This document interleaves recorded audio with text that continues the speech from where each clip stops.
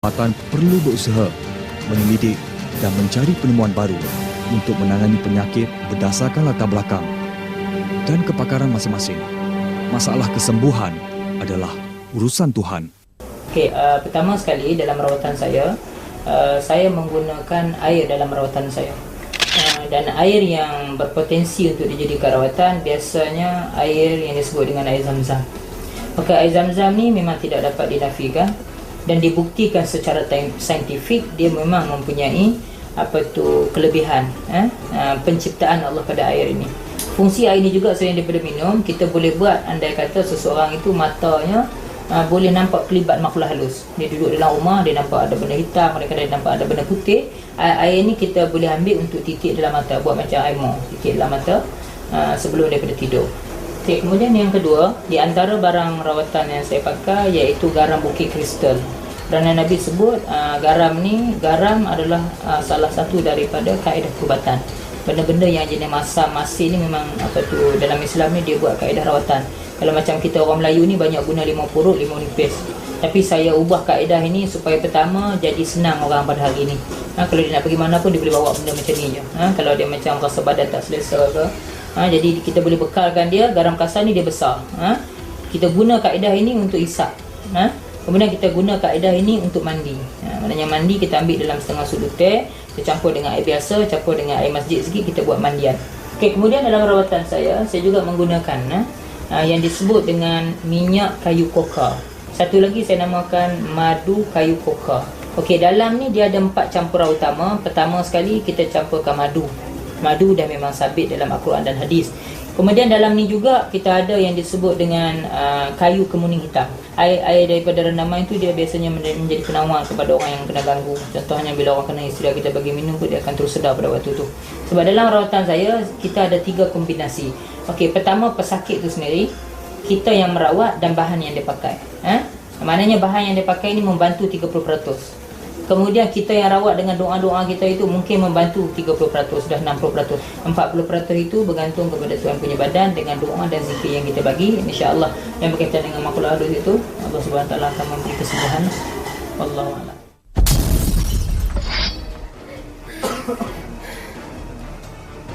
Surah Az-Zumar ayat yang ke-10 menyatakan sesungguhnya apabila Allah Subhanahu Wa Taala itu mengasihi seseorang hamba, ia akan mengujinya. Dan apabila ia mengujinya sama ada dengan menurunkan penyakit dan sebagainya, Allah akan memberikan kesabaran. Dalam menghadapi cubaan seperti ini, kesabaran adalah paling utama. Sesungguhnya orang yang bersabar akan diberikan pahala mereka tanpa hisab.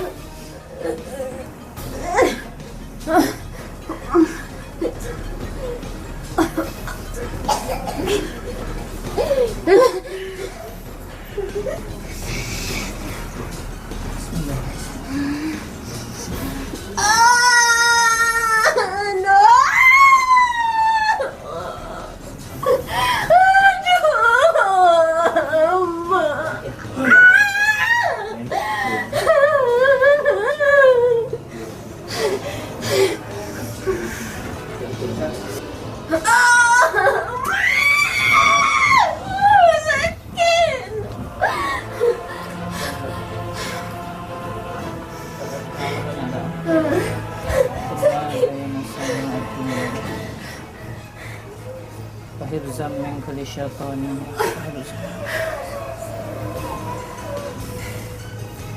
Azan ni kat dengar ni.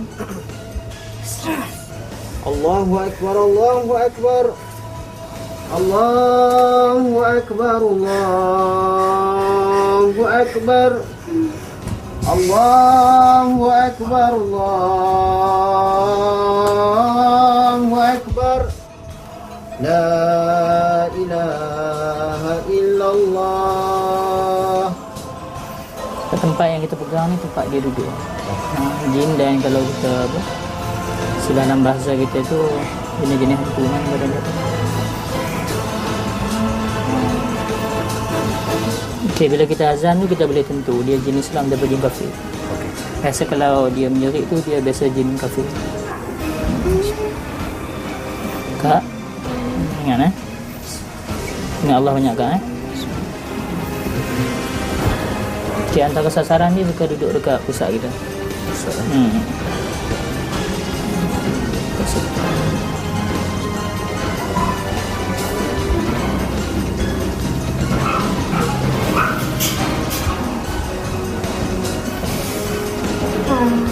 Saya cek belakang.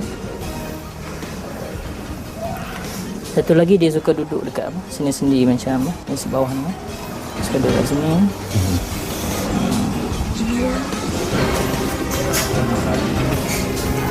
Lepas tu dekat sini. Dia suka berduduk pada apa? Sini-sini utama. Jadi kalau apa jenis kriteria pun, sama ada jin tu jenis sakar ke, sampuk ke apa benda, biasanya kalau kita nak tahu ada kehadiran itu, kita akan cari ke tempat ni. Ya, kaedah ni kita panggil kaedah kita menyeksa supaya dia keluar. Kalau kaedah Quran, biasa kita jampi je. Kita jampi direct dari kepala dia.